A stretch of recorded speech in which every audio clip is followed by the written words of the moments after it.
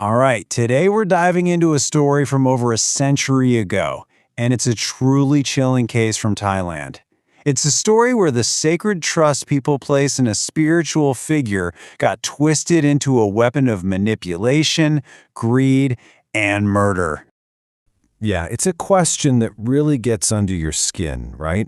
And it sits at the absolute heart of this story. We're going to explore how a man who wore the robes of a monk became one of his country's most notorious serial killers.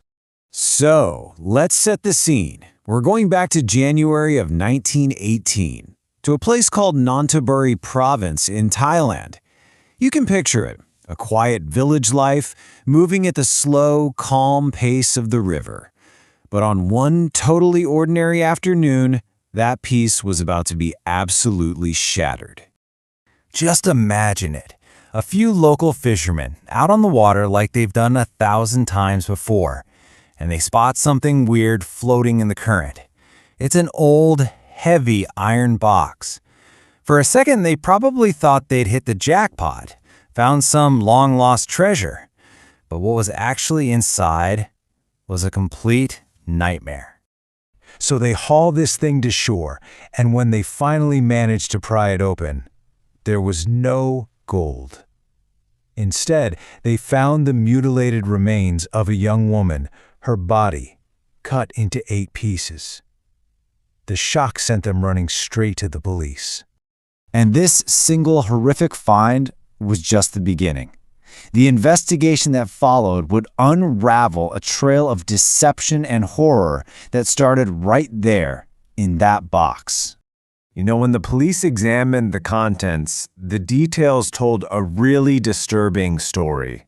This wasn't a crime of passion. The body was carefully dismembered, wrapped neatly in a mosquito net, and then weighed down with bricks. This was calculated. It was cold. This was the work of a killer who wanted this box and its secrets to stay at the bottom of the river forever. The police were at a total dead end. They had a body, but no leads, no suspects, nothing. Until a rickshaw driver came forward after hearing about the discovery. He said just one sentence, and with those few words, this random, unsolvable murder suddenly had a name. Bun Pang. Okay, so now we have a name, Bun Pang. But who is this guy? To really understand the killer, we have to take a look at the man he was long before all of this happened. You know, Bun Pang's early life is just full of contradictions. He was orphaned young, but then got adopted by a loving couple who gave him a good life in Bangkok.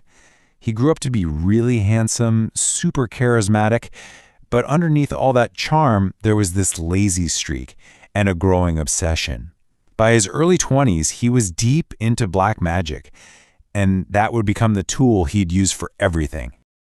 And here's the thing. His main weapon wasn't physical force. It was psychological warfare.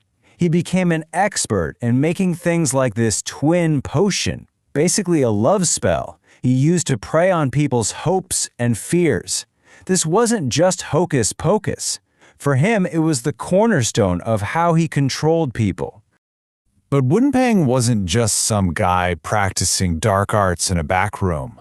No, he found the absolute perfect cover, a disguise that gave him instant trust and access to a steady stream of victims.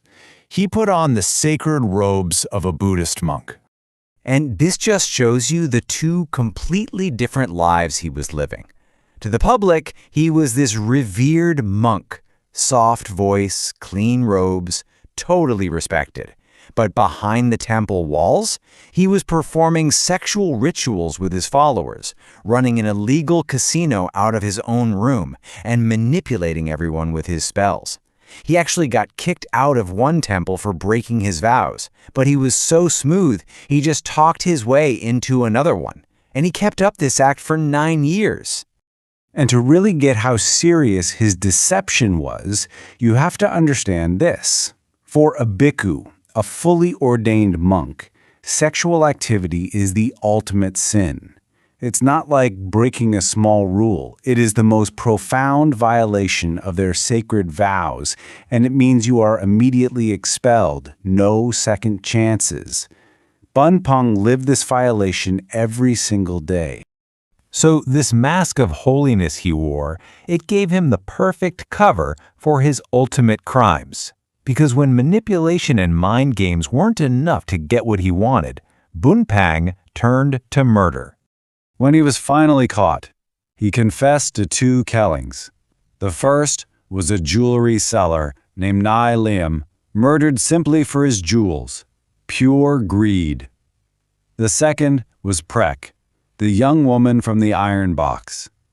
She had come to him for a love potion, but instead he seduced her, and when she got pregnant and threatened his plans to marry a wealthy woman, he strangled her to silence her for good. His whole web of lies finally came apart thanks to some good old-fashioned police work and a crucial betrayal.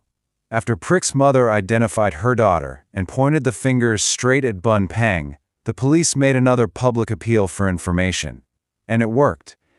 The pressure got to one of Bun Pang's own disciples, who finally confessed, not just to helping dump Prek's body, but he also revealed that it wasn't the first time. The arrest scene was as surreal as his life. The police literally walked right into his wedding ceremony and arrested him in front of all his stunned guests. And his reaction? Witnesses said his face was just blank, calm, absolutely zero emotion, zero remorse. So he confessed to 2 murders. But this is where it gets even more terrifying. Temple workers told the police that over the years, they had seen 7 iron chests in his room. 7. And one by one, they all vanished. We only know the stories of 2 victims. The fates of the other 5? That remains a complete and terrifying mystery. So Bun Pang was caught and brought to justice. But his story didn't end with his execution. In a strange twist of fate, the killer monk became a figure of dark folklore. He was sentenced to death and publicly beheaded in 1919. But even in his final moments, a legend formed. The story goes that when the executioner swung the sword the first time, it didn't cut through his neck. People claimed he was reciting a dark spell, protected by an amulet he was holding in his mouth. Only after he spat it out could the execution finally be done. And then, believe it or not, a shrine was actually built near his burial site. But this wasn't to honor him.